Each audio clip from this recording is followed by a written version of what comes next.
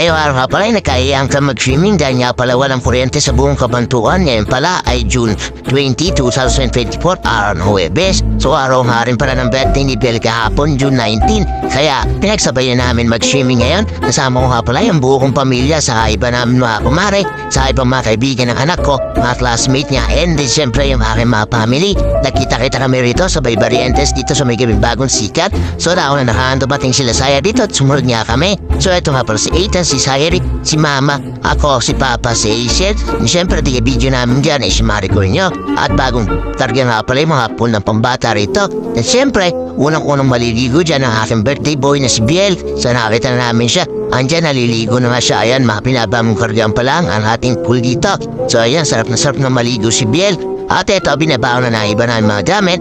At siyempre mga pagkain para mapag-ready na kami ng aming mga lulutuin at mga kakainit.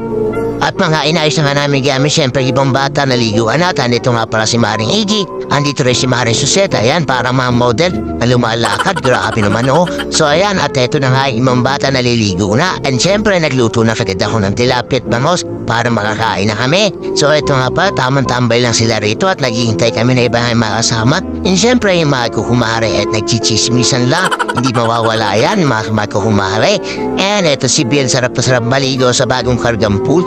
Nakita niyo naman at libang na libang talaga yung birthday boy namin. So ayan, tamang swimming na sila dyan. And syempre yung magkakumare, tamang kwentuhan na naman dyan kasama si Ate Hana. And then syempre nagluto na ako ng mga chicken. Nauula kami ng mga kids natin. So ayan nga pala yung niluto natin. Inasal po tayo. Ang gumawa nga pala yan si Marico nyo. Ito nga pala ihawan natin na ginawa at sakto naman yan. And ay nagdatingan na rin dito yung family ko. Yung aking mga pininsan, aking mga pamangkin dito nga rin sa may Barrientos ay nagkasama-sama kami rito. Kasi nga, puro tigagamatuan kami at wala na ang kuryente rito at sobrang init nga ngayon sa Cabanatuan City. Kaya marami pong naligo sa lahat ng swimming pool dito sa buong Cabanatuan. So ayan, nagluto na rin kami ni Utol Ed ng mais. Inihaw namin and then nagpirito ko ng lumpiang gulay. Siyempre, yung iba natin makasama dyan, chismisan time na naman. Siyempre, hindi mawawala chismisan time sa kahit saan ka magpunta. At ayan yung mga chikiting din natin, mga naliligo pa, sarap na sarap maligo. At dumami mga tao ngayon. And ito pa iba natin kumare. Ayan, tamang kwentuhan din sila dyan.